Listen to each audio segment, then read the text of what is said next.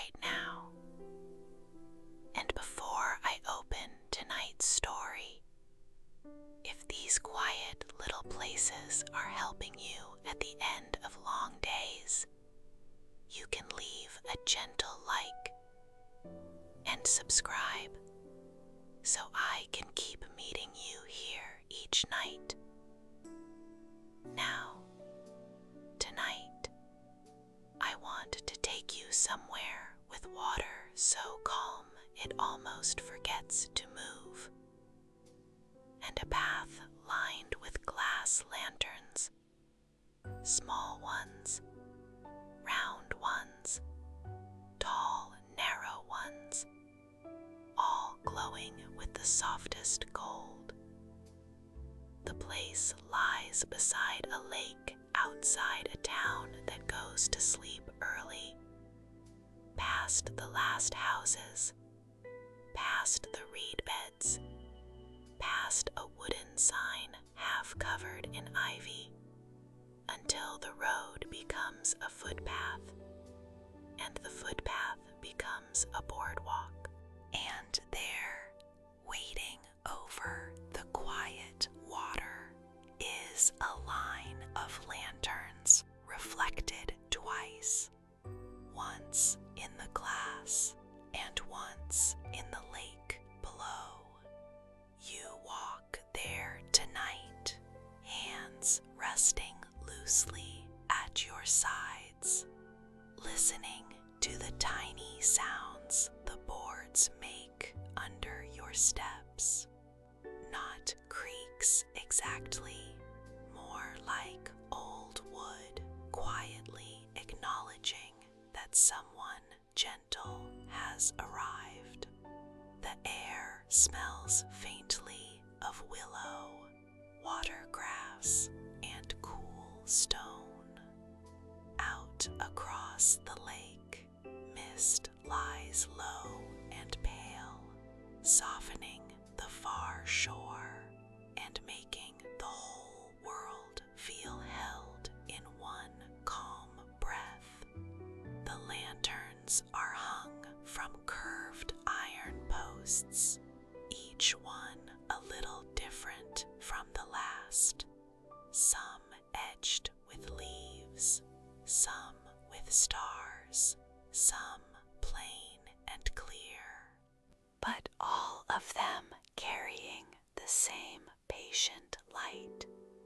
Halfway down the boardwalk, there is a covered pavilion, open at the sides, with a roof of dark cedar and long benches along the edges. Someone has placed folded quilts there and a brass kettle on a little spirit lamp, as if the place expected you, as if it always expects tired people who need the lake to smooth the sharpness from their thoughts.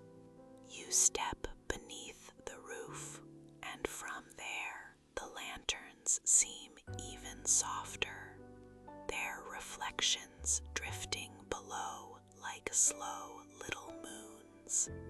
At the far end of the pavilion sits a woman in a moss-green coat. She is trimming the wick of one lantern with such calm attention that the motion itself feels restful to watch. When she sees you, she smiles. "Welcome to the still hour," she says, then pours hot tea from the kettle into a small glass cup. The tea is clear amber, fragrant with orange peel and chamomile, and when she passes it to you, your hands warm around it immediately. For a while, neither of you says much. Some places understand that conversation can be kindest when when it stays small. So you sit, tea in your hands, quilt over your knees, and watch the lake breathe in light. Somewhere among the reeds, a night bird calls once, then falls quiet again. The water makes only the gentlest sound beneath the posts, just enough to remind you that stillness is not emptiness. It is only calm movement, slowed to the point where the heart can follow it. After a while, the woman tells you that the lanterns are lit by hand each night, from the shore to the far landing, one by one, so no part of the path ever feels alone. That thought stays with you, how even a simple path over dark water can be made gentler by small lights placed carefully enough. Perhaps thoughts are like that too.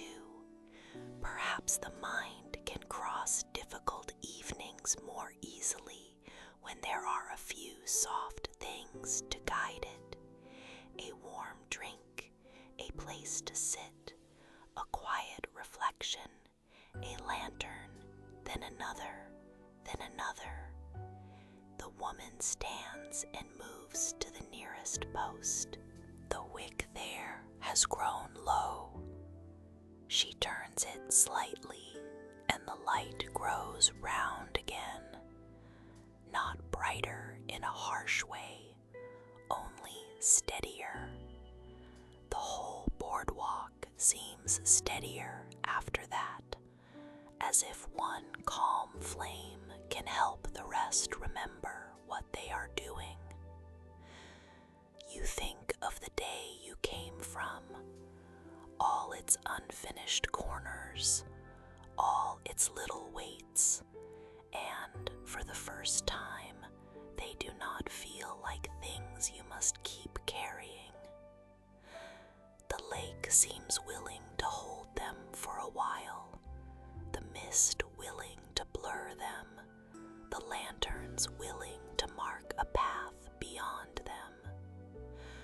So you breathe in and out, watching the reflections tremble only slightly, watching the gold light drift across the dark water, watching the night become softer because you have finally stopped resisting it.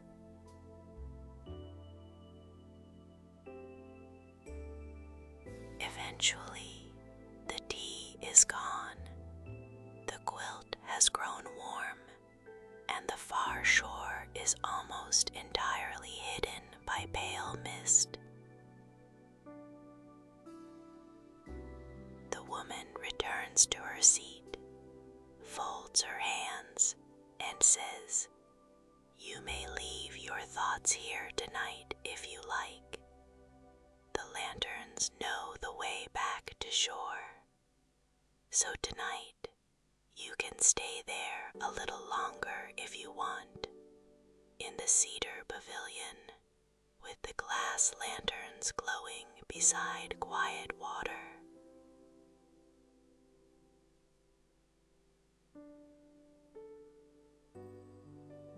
Let the reflections blur. Let the little flames stay steady. Let the lake hold what you no longer need to keep awake. And let sleep arrive as softly as light on water.